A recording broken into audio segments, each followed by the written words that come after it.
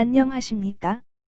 8월 11일 화요일 영국의 소리방송 뉴스 데스크의 아이린입니다. 런던 소식입니다.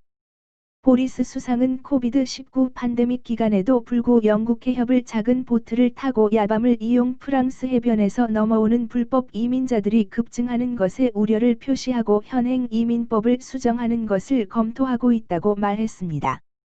금년만 해도 이미 4,000명이 넘게 영국 해안에 도착하였고 많은 불법 입국자들이 체포되지만 현행 법상 이들에 대한 법적 절차와 처리 문제가 너무 약하다는 것입니다. 이들에게는 체포되는 것이 일종의 정상 절차이고 그들은 이런 것을 두려워하지 않는다는 사실입니다. 그날부터 굶지 않아도 되고 잠자리가 생기기 때문입니다.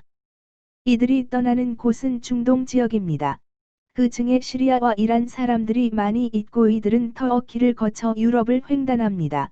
그리고 프랑스 북쪽 해안에 도달합니다. 또 다른 그룹은 아프리카에서 떠나는 사람들입니다. 광활한 아프리카 어디에선가 살다가 수개월을 걸어서 리비아 해안에 도착하고 거기서 지중해를 작은 보트에 나눠 타고 이태리로 도착합니다.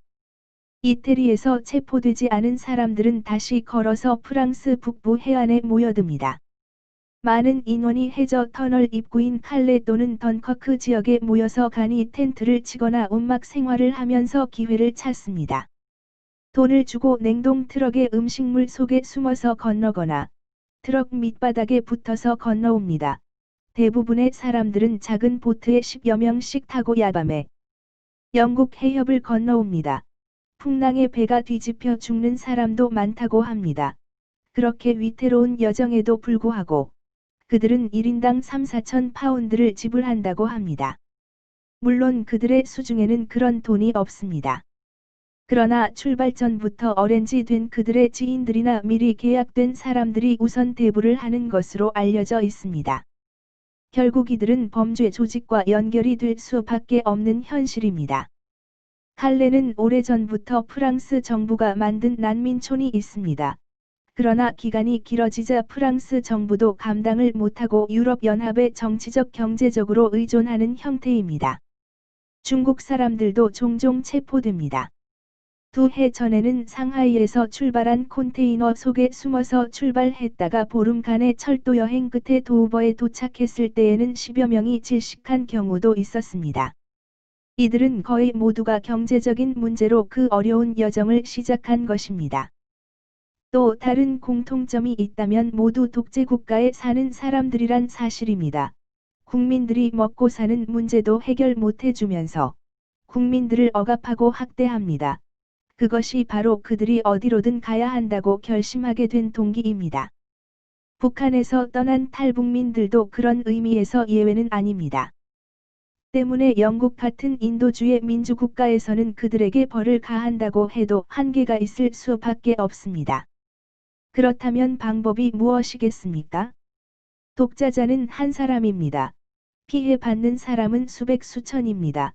많은 쪽에서 한 사람을 제거해 버리면 문제는 해결됩니다. 다음은 랜드연구소에서 발표한 북한의 재래식 무기에 대한 위력을 박지현 제작팀장이 발췌한 내용입니다.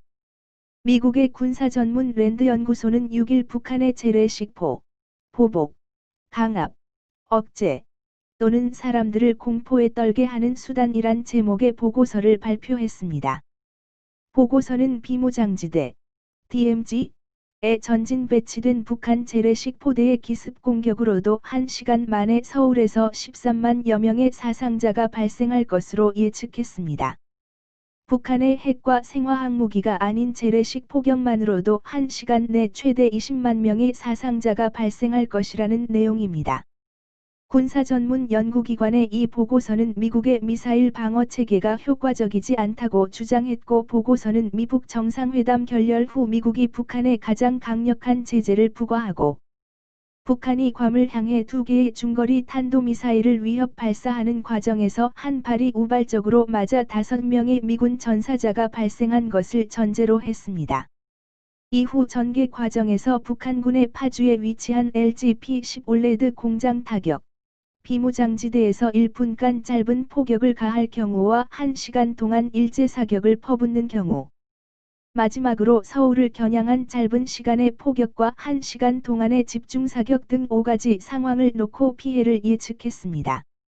우선 LG P10 올레드 공장 타격의 경우 북한군이 유효사거리 24번지 KM의 152mm 곡사포, 유효사거리 20번지 KM의 122mm 다연장 로켓포 등 총 12문을 동원해 5분간 200여 발의 포탄이 떨어지는 상황을 가정했습니다. 이 경우 사망자 920명의 부상자 8,550명의 피해와 함께 한국과 세계 경제뿐 아니라 한국 국민의 심리에 부정적 영향을 미칠 것이라는 점도 덧붙였습니다. 두 번째 상황은 북한군이 사거리 17번지 4km의 152mm 자주포, 24km의 122m 자주포, 24km의 곡사포, 20km의 122mm 다연장 로켓포 등 총 863문의 중거리 포를 동원해 비무장지대에 1분간 짧은 포격을 가할 경우입니다.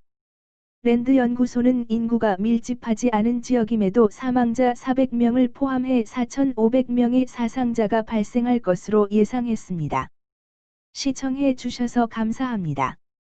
지난 방송들을 보시려면 유튜브에서 영국의 소리방송을 찾아주십시오. 감사합니다.